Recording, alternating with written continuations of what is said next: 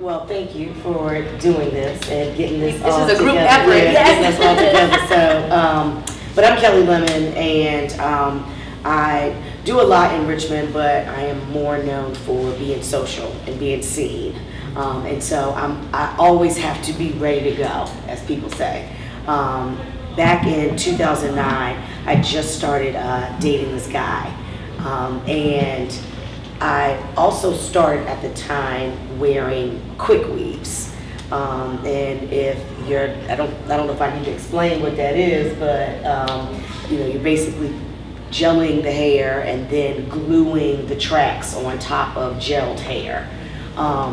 Before I started getting quick weaves, I still am a religious hair person. I go to the hairdresser every week. I mean, I got to stand an appointment with my hairdresser. But back then, every week I was perming, I was coloring. I mean, every other week it was, these edges need to be laid down, throw that perm in this hair. The next week, my hair would be orange. The next week, my hair would be pink, okay? Then we gotta lay these edges down again with some perm. And then let's put the quick weave on top of that. So every week, something was happening to my hair.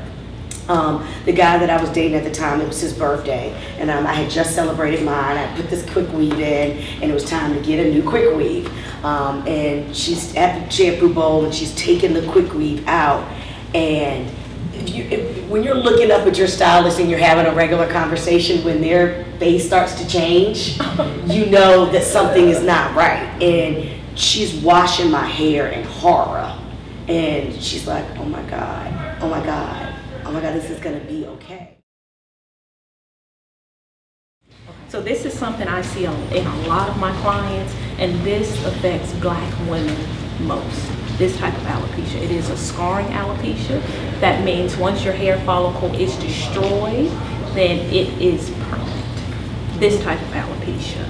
Now, at the same time, the thing is, a lot of times you have some scarring, but you also have some hair follicles that are dormant. So they're not completely, they're not destroyed, they're just dormant. So as a trichologist, I do have cases where I am able to restore, not all of the hair, some of the hair, back to its normal form, but not all of the hair. So as a trichologist, we primarily, with trichologists, we don't just look here. We assess the whole person. So we're gonna ask you about, of course, how you're wearing your hair, what type of hairstyle. We'll ask that. We're gonna ask you about medication. We're gonna ask you about your cycle. We're going to ask you about what you eat. We're going to ask you, did you go on a diet? Is it a crash diet? Did you rule out protein? So we do family history. All of that affects your hair also. This is interesting. I've had clients come in who, my hair was so long when I was younger. Is that part of the reason why? Like, you know what? And then I cut it and it never grew back to the same length. Yeah. Well, no. Because yes, as you age, your body changes, hormones change. As I was saying, hormones have a lot to do with hair growth. That's why it's important as a trichologist, when what I do treat trichology, it is not just the hair, it is a lifestyle change. Meaning you have to change, you have to focus on your internal first. Everything has to do with nutrition, nutrition deficiencies, and hormones. So I'm spending all this money, like, oh, mind you, they got money from me because I was 23 when it was selling. Yeah. I'm 43. Yeah. So at 23, I'm graduating college with my son, my stomach, getting ready to have him. So yes, stress might pay the part of that and all of this good stuff. And it would grow back, and then it'll fall out, and then it'll grow back. And then he was like, well, so I done went through the laser and take the good follicles and try to put them in there. Like I done did all of that stuff. Okay. So you in these years, yeah, I done did it all. And gave away all this money to end up just last year when I sat in my beautician chair. I said, don't make me no another week, just shave what's up there. I'm just going bald. She said, you sure? I said, she said, yeah, because you cuss people out. I'm fine. I just turn your mirror around so I can't see and take it off.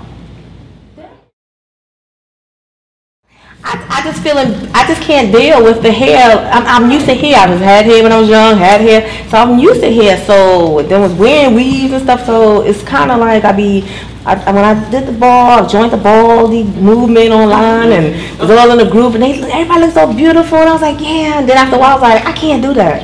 I don't feel beautiful without hair. And everybody said, you don't look beautiful without hair. You don't do your makeup and wear your big earrings. And I'm like, everybody look beautiful with that, but I just can't do that. Easier said than done. It's easy said than done.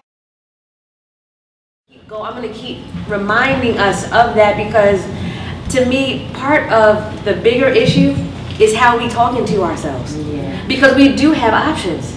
You can go and make some internal changes. You can come and make some physical changes. But the conversation that we're having with ourselves is, to me, one of the biggest issues. And that's why I started Wild and Worthy Hair. You know what I'm saying? Because again, you need to be affirming yourself, and it does, again, and you can say, you know what? It's okay today I'm not having a great day with my hair. Because I'm going to have to love me, judging me today. And that's the conversation that, you know, you and I had. But to walk around even 1 week, 1 day with just shame, and to think that you are alone, that's not the case.